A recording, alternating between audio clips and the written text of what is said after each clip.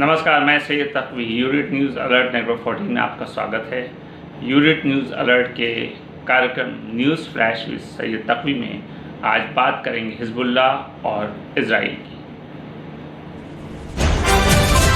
लेबनानी समूह हिजबुल्लाह ने एक इजरायली सैनिक चौकी पर टैंक रोधी मिसाइलें दागी और सैनिकों को मारने और घायल करने का दावा किया।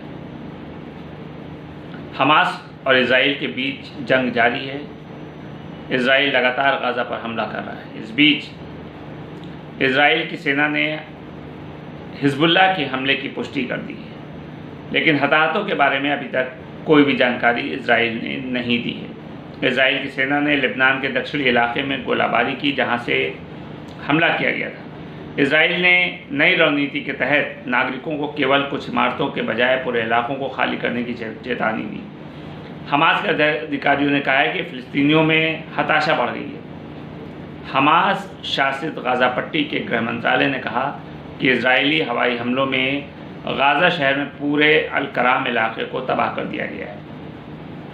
फ़िलिस्तीनी नागरिक सुरक्षा बलों ने अब्दुल्ला मुसले को 32 अन्य लोगों के साथ उनके तहखाने से बाहर निकाला जब उनके अपार्टमेंट की इमारत हवाई हमलों में नष्ट हो गई। वहीं दूसरी तरफ इजराइल में अब यूनिटी गवर्नमेंट बनेगी। इजराइल में हमास के खिलाफ वॉर कैबिनेट या यूनिटी गवर्नमेंट बनेगी। 1973 के बाद ऐसा पहली बार होगा। इसके लिए सत्ताधारी पार्टी के गठबंधन ने हामी भी भर दी है, यानी इजराइल में अब ऐसी सरकार बनेगी जिसमें सभी पार्टियां शामिल होंगी। इसे यूनिटी गवर्नमेंट या वॉर कैबिनेट कहते हैं। ये जंग के वक्त बनती है। टाइम्स ऑफ इजराइल के मुताबिक वॉर कैबिनेट में 3 सदस्य होंगे। इससे पहले इजराइल पर फिलिस्तीन ने फॉस्फोरस बम दागने का आरोप लगाया था। फिलिस्तीन की न्यूज़ एजेंसी के मुताबिक इजरायली सेना ने गाज़ा से लगे हुए अल करामा शहर पर इजराइल ने प्रतिबंधित फॉस्फोरस बम का इस्तेमाल किया। इस बम के बारे में बताया जाता है कि बम जिस इलाके में गिरते हैं वहाँ ऑक्सीजन लेवल कम हो जाता है।